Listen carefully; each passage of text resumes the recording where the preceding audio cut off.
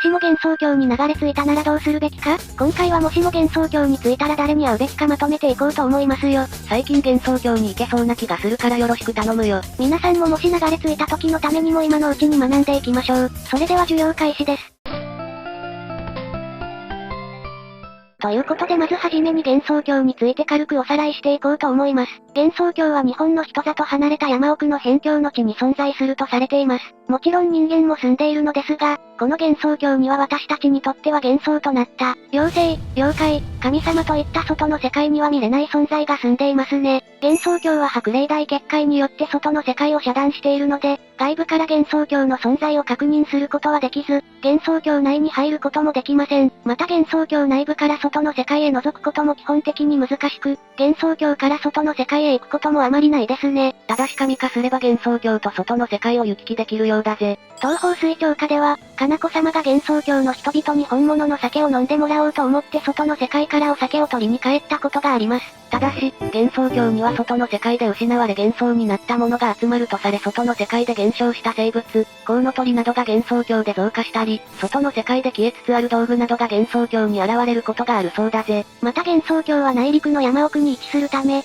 幻想郷内に海は存在しません。ジャネイマルアヤのような1000年以上生きている妖怪たちは、幻想郷に海があったことを知っているようだぜ。幻想郷について分かったということで幻想郷に着いたら会うべき人を紹介していきますよ。それではまずはじめに紹介するのは、楽園の素敵な巫女の白霊霊夢です。霊夢はチーズバーガー並みの安定感。霊夢は単純で裏表がない、喜怒哀楽が激しく、人間妖怪を問わず引きつける不思議な雰囲気の持ち主。仕事が妖怪退治であるため、妖怪に対しては少し厳しい態度をとりますが、最近はだいぶ落ち着いてきていますね。書籍の方で結構霊夢の内面的な部分がよく見られるよな。誰でも平等に扱いますが、その反面、誰も仲間として見ていないところがあります。仕事に関しては全然しっかりやっていないようで意外としっかりやっています。確かに、鈴ナーン第1話で人里に異変があった時はレイマリが超スピードで駆けつけていたりしてたぜ。あのシーンを見るとわかるのですが、レイムもマリサもほぼ瞬間移動並みのスピードを出して駆けつけていました。それを上回るベクレンとかやって一体。強い妖怪からはこのような性格が好まれていて、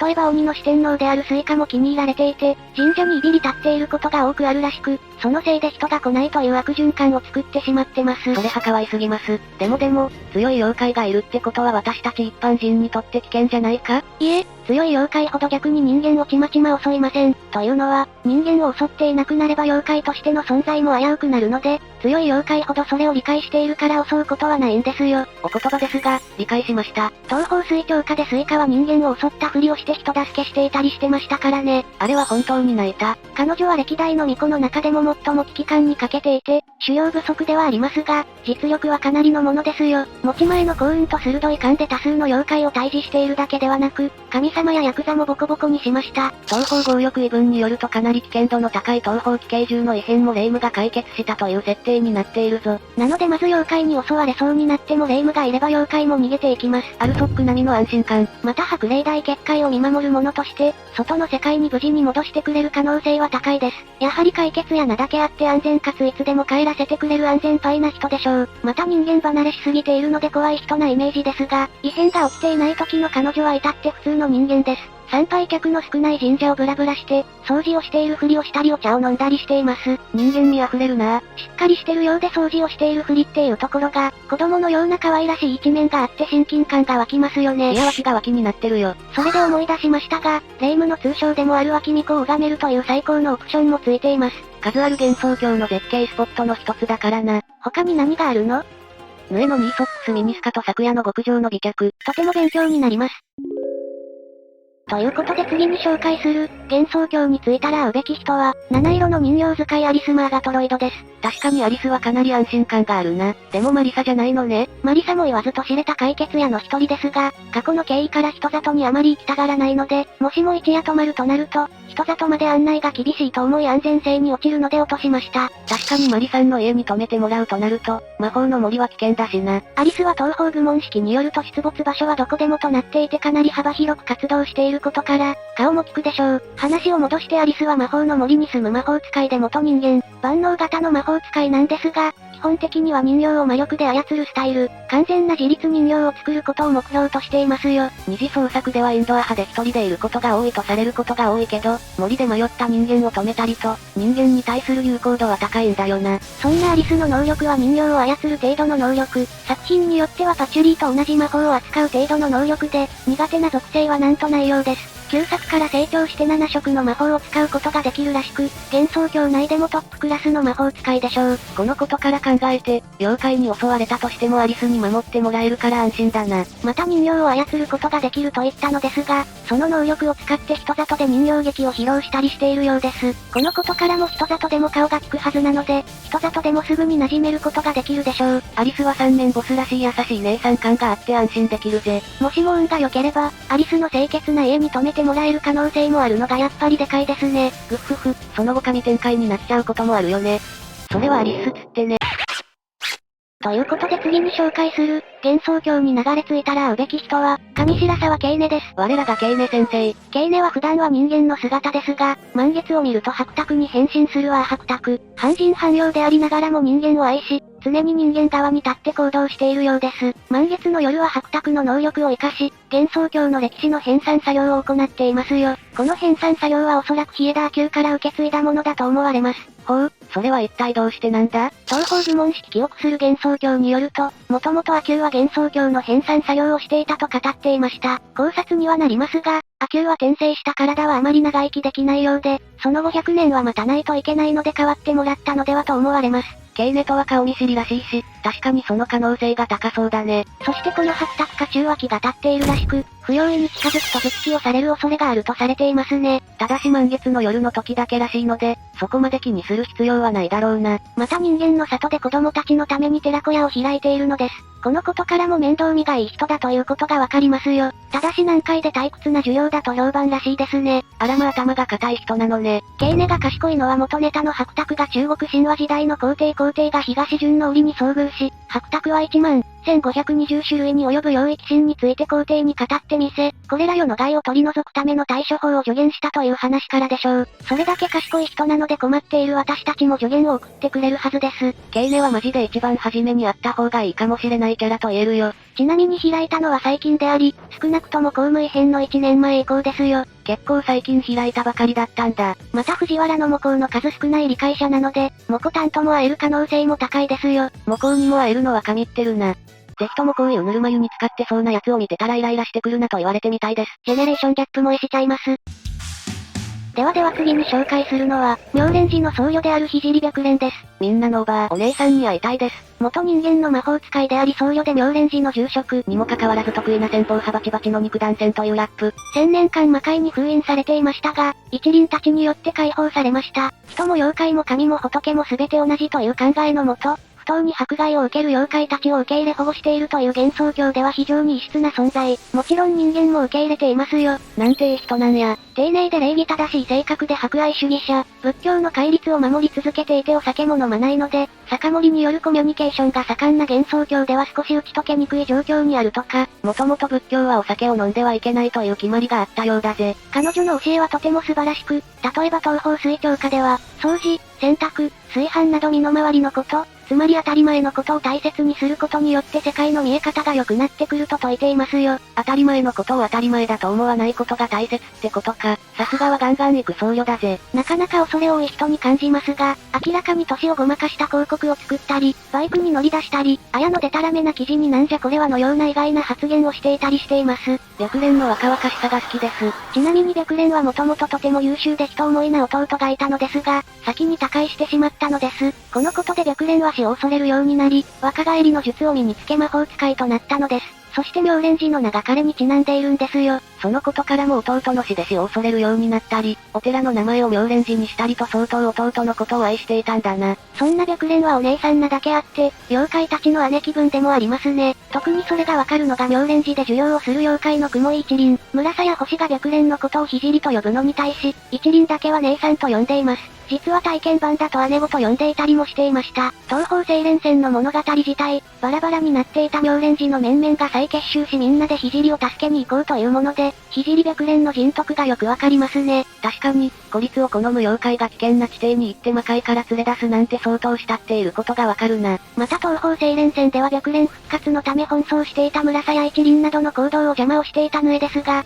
白蓮は自分の復活を邪魔していたヌエを許し、ヌエは白蓮の懐の深さに惹かれ妙蓮寺の一員となっていますね。このエピソードも白蓮の懐の広さがよくわかるよ。もちろん妖怪だけではなく、人々もちゃんと支えている素晴らしいお方。人間の生き量を見つけたら排除するわけでもなくほっとくわけでもなくちゃんと戻してあげて、その人に助言をしたりとても優しい人なので彼女に会うのも非常におすすめですよ。白蓮に会えば間違いないだろうな。なんといってもあのタワンな聖パイを拝めます。幻想郷のパワースポットに認定しましょう。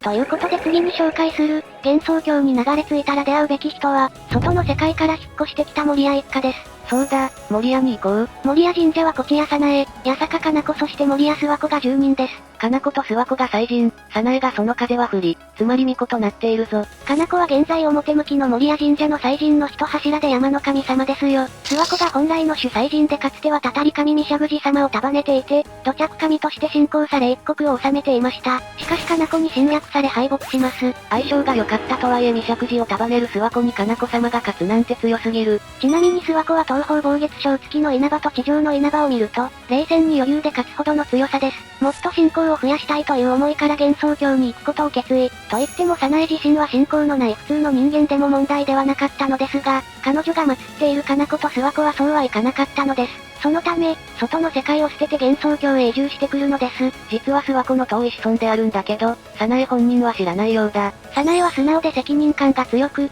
純粋で他人に影響されやすい子、また真面目な自信家ですが、ゲーム内ではややとぼけたところがあり、しばしばエキセントリックな言動を見せることもあります。根もやひそかなみの戦闘狂発言が好きです。ズンさん曰く、マリサとレイムの両方の性質を持っているキャラクターらしく神主も扱いやすいキャラクターと慕っていますよ。早苗は間違いなくいい子だから会うべき人だよな。もともと外の世界の女の子であり、ゲームも有名なソフトも知っていることから、外の世界の話もできるのはポイントが高いですね。諏訪子は早苗の先祖にあたり、諏訪子は神様らしく何を考えているのか謎なんですが、感謝を言える神様です。かな子は侵略に成功するものの諏訪子に対する信仰意は根強く、自身が受け入れられるのは難しかったんだ。そこで名前だけの新しい神を立て、実務を諏訪子に任せて対外的には王国の信仰を支配したように見せかけたんだ。このような経緯のため諏訪子とは頻繁に喧嘩しているんだが、利害が一致しているため本当はとても仲がいいんだぜ。レイムさんが言ったように東方風神録では、かな子に感謝しているとも言っていたしな。現在は、かな子は前面に自身の名前を出し、ロープウェイなどといった、神社を宣伝信仰集めをしていて人間も妖怪からも信仰を得ていますよ。諏訪子は名前こそ表に出ないものの、神社の業務を好きなようにでき、かな子の得た信仰の恩恵をしっかり受けられるという関係に落ち着いています。神様らしく何を考えているのかわからないようですが人に感謝できるような人ですし、特に被害はないと思われますね。そして我らがかな子様は非常に威厳がありそうな方ですが話してみると、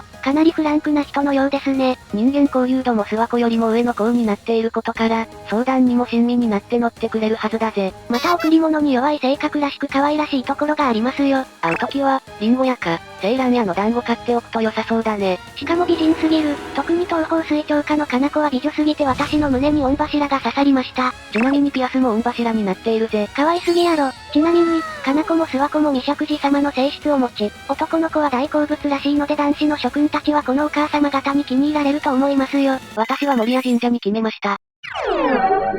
それでは次に紹介する、幻想郷に流れ着いたら出会うべき人は、無理非道な仙人の覚醒画です。まさかの邪戦？巫女たちじゃなくて？巫女たちはとてもいいんですがちょっと危険ですね。彼女たちの修行はとんでもなく厳しく、そもそも異界に住んでいるので、会うことも少ないでしょう。蘇我の閉じ子は危険度極高だしな。じゃあ、同じ仙人の河川は？河川は動物と意思疎通ができ、多数のペットを飼っていたりと動物好きなんですが、動物たちを飼っていることからも、動物が減りつつある外の世界はあまり好まないらしく、外の世界に訪れた時は肌に合わないと言っていますね。このことから協力してくれるか微妙。また意外にも黒い一面が時々見られることもあります。もしも外の世界に行った時の反応が気になる方はこちらを見るといいですよ。その点、星河は人里で毎日ふらふら遊んでいるとのことなので、会う確率も高く、人里でも顔が利くのが大きいですね。納得しすぎて希望のお面になりました。そして彼女の通称は星河ニャンニャンと言われていますよ。中国では女神や皇后などの最上級の女性に対して使われていますよ。ニャンニャンってそういう意味だったんだ。1400年以上生きている仙人であり、邪悪な術を講視します。心霊病の異変の元凶でもあるんだけど、特に悪い意味ではなくてただ単に純粋な欲によって起きた異変で、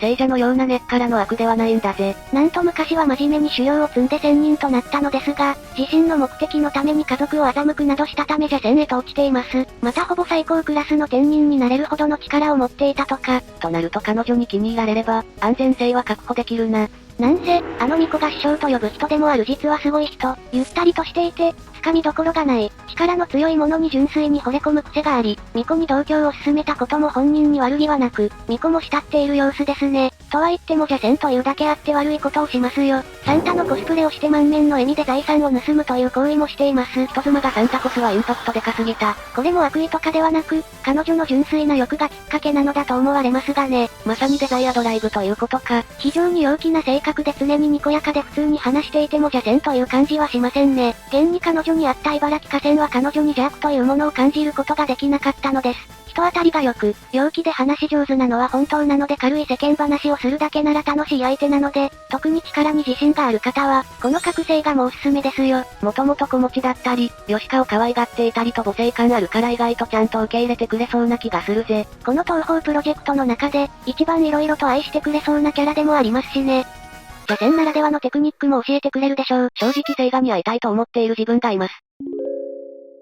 ということでラストに紹介する、幻想郷に流れ着いたら出会うべき人は、狸の旦那ことマミゾウです。マミゾウの尻尾でも振りたい。もともとは佐渡に住んでいたのですが、旧友である宝珠ヌエに呼び寄せられて幻想郷へやってきました。以降は妙蓮寺の住人となっていますね。妙蓮寺ファミリー賑やかやな。化け狸らしく人を騙して驚かせるのが大好き。もともとは外の世界にある狐が一匹もいない化け狸の国佐渡で、化け狸の棟梁として暮らしていました。しかし、巫女の復活に対抗すべく、ヌエが人間勢力の増大化に対抗するための妖怪側の勢力強化のため、佐渡から呼び寄せたのです。へえ、マミゾウは外の世界の妖怪なのか。1000人の中でもトップクラスの実力を持つ巫女に対応して呼ばれたのなら相当な実力を持ってそう。東方神起楼でも隠しキャラクターとして出演。異変の原因を最も早く察知していますね。マミゾウは強キャラ感あるし、襲われても追い払ってくれそうだぜ。人気希望のために動き出した宗教家や、戦って希望を集めた人物が異変解決の糸口になるのではと考え、本当に解決してくれるかどうか試すため、主人公キャラクターの前に立ちふさがりますよ。またマミゾウさんの最大の特徴といえば、あのトトロのような非常に大きな尻尾、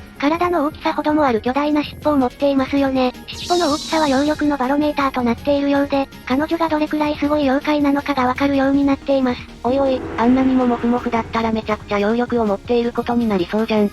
化け狸的に尻尾と耳を隠す方が上手とされる中わざと誇示して狸であることを隠そうとしないのが、彼女のポリシーとのこと。社会に対する柔軟性が高く、幻想郷へ来てから日が浅いにもかかわらず頼れる親分として妖怪から慕われていますよ。また、ただ強いだけではなくてかなり頭が切れ、先ほども言ったように蜃気楼や神秘録の異変時には解決に大きく貢献していて、漫画作品でもたびたび活躍していることから非常に頼りがいがあります。確かにマミゾウは絶対安心だわ。人間交流度も極高になっているしな。そう、倒れた老人も助けるといった非常にいい人。正直物を好むあの鬼のスイカとも仲良くなっていることからも、彼女の人柄の良さがわかりますね。また大妖怪なだけになんと外の世界も行き来できるようで、外の世界へと送ってくれる可能性がとても高く偉すぎます。外の世界に行き来できるなんてマジで少数なはずだからマミゾウ偉すぎるよ。また外の世界ではスミレ子とも交流しているらしく、仲良くなれば外の世界でも会うことができるようになると思いますよ。それはめっちゃいいじゃん。ついでに長年生きたマミゾウの知識を教わってみたいぜ。気をつけるべきことというと、